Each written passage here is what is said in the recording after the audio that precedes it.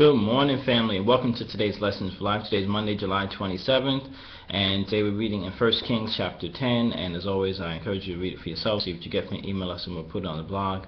But we see in this chapter that, remember King Solomon, we'll be talking about him for a couple of days now, and the Queen of Sheba hears about him, and she comes to visit him because she heard of his wisdom and of his wealth, and even right there is where I really want to stop, I guess, for Lessons for Life. And the lesson I would share from just that portion is that many times your actions will speak for you.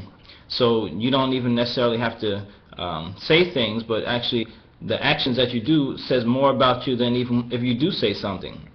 You may say something, but then your actions show something else. So it's really about the actions or the work that you do that speaks more about your integrity, about your character, than what you may say out of your mouth. So how I would even relate this, and I was thinking about this even in regards to business.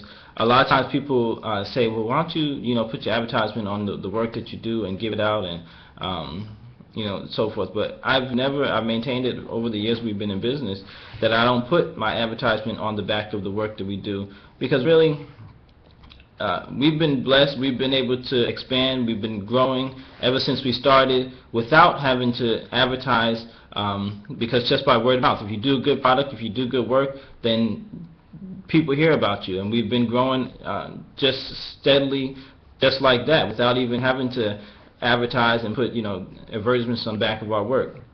So that was an example that immediately came to mind about this, where, like I said, your work, your actions, what you do, what you produce is going to speak volumes about you, more so than what you may put on, what you may say, or for us, what we may put on the back of a program, on the back of our work, or whatever we do.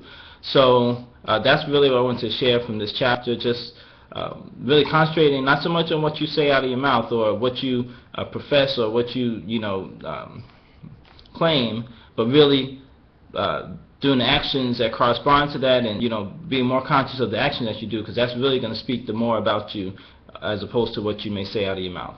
And other people see that really more so than they would hear what you say.